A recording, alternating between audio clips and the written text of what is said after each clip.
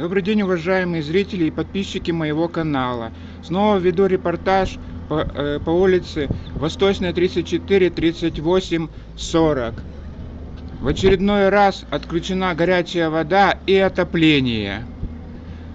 То же самое было в пятницу.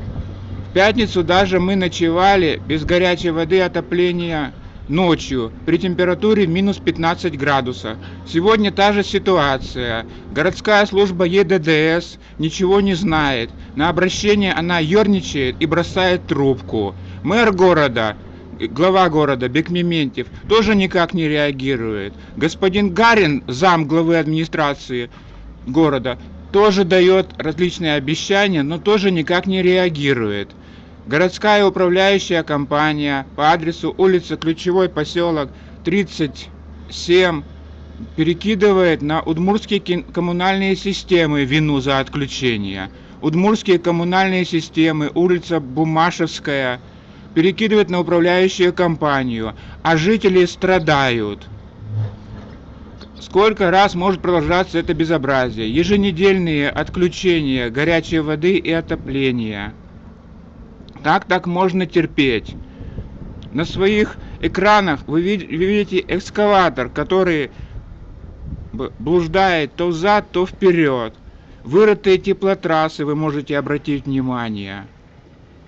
Я призываю вас, жители данных домов, не сидеть сложа руки, выйти на манифестацию, демонстрацию с требованием мэра города Бекмементьева в отставку за то, что он не справился со своими обязанностями. Также нужно звонить в управляющую компанию, требовать, не давать им покоя. В конце концов, призываю устроить суд линча виноватым.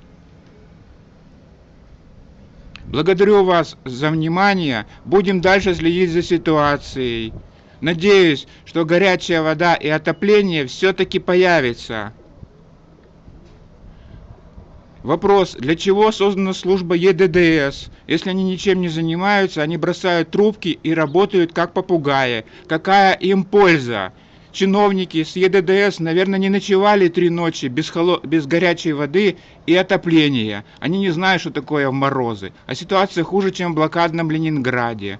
Благодарю вас за внимание. Подписывайтесь на мой канал. Узнаете много интересного о жизни в городе Ижевске, о наплевательстве чиновников.